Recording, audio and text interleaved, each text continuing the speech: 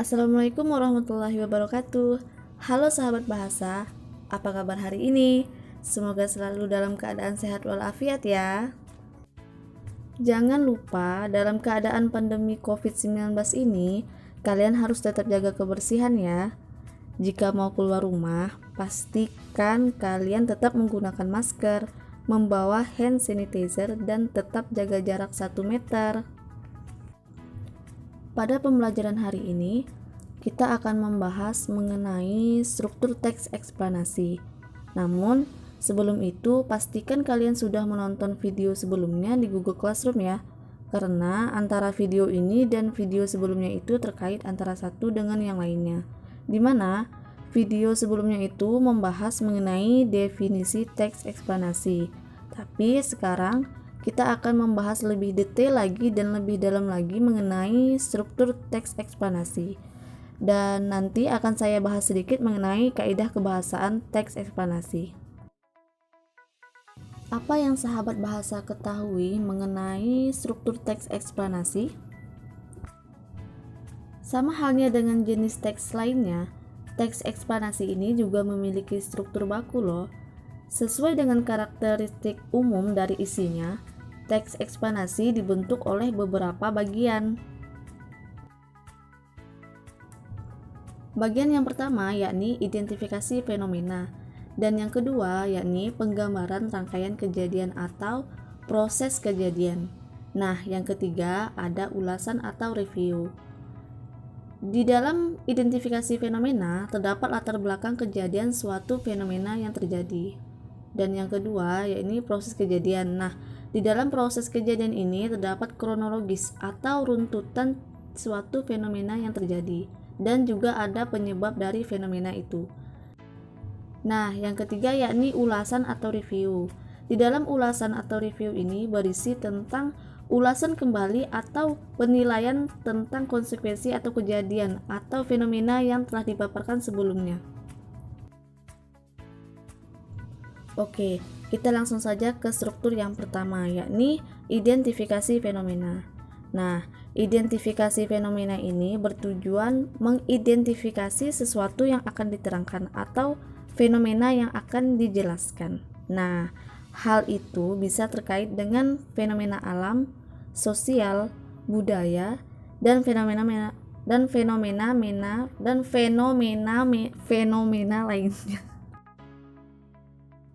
Berikut contoh dari struktur yang pertama, yaitu identifikasi fenomena, di mana kutipan fenomena tersebut membahas mengenai pengenalan awal atau identifikasi awal sebuah fenomena, di mana fenomena yang dibahas adalah fenomena kemiskinan.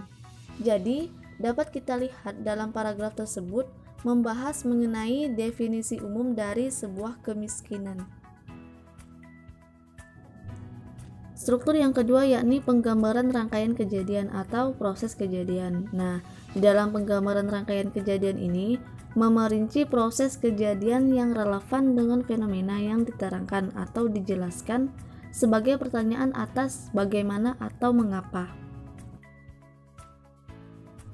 Berikut contoh dari struktur yang kedua, yaitu penggambaran fenomena kejadian atau proses kejadian suatu fenomena, di mana kutipan fenomena kemiskinan ini membahas mengenai sebab akibat terjadinya kemiskinan, dimulai dari faktor terjadinya kemiskinan, kemudian beralih kepada upaya dalam mengatasi kemiskinan, dan mengacu kepada akibat dari kemiskinan. Rincian yang berpola atas pertanyaan bagaimana pada struktur yang kedua ini akan melahirkan uraian yang tersusun secara kronologis ataupun gradual atau secara berurutan. Nah, dalam hal ini fase-fase kejadiannya itu disusun berdasarkan urutan waktu. Sedangkan rincian yang berpola atas pertanyaan mengapa akan melahirkan uraian yang tersusun secara kausalitas. Nah, dalam hal ini fase-fase kejadiannya disusun berdasarkan hubungan sebab akibat. Kausalitas di sini merujuk kepada konjungsi kausalitas, yaitu kata hubung yang merujuk kepada sebab akibat dari suatu fenomena yang terjadi. Nah, kata hubung yang menunjukkan konjungsi kausalitas, yakni yang pertama ada sebab, dan yang kedua ada karena, yang ketiga oleh sebab itu, yang keempat oleh karena itu, dan yang kelima ada sehingga. Setelah kita membahas struktur pertama dan struktur kedua dari teks eksplanasi, mari kita beralih kepada struktur yang ketiga, yakni ulasan atau review. Nah, di dalam ulasan atau review ini berupa komentar atau penilaian tentang konsekuensi atas kejadian yang dipaparkan sebelumnya atau fenomena yang telah dijelaskan sebelumnya. Berikut contoh dari struktur yang ketiga, yaitu ulasan atau review, di mana dalam paragraf ini mengulas kembali atau menyimpulkan dan memberikan gambaran secara keseluruhan mengenai fenomena kemiskinan yang terjadi.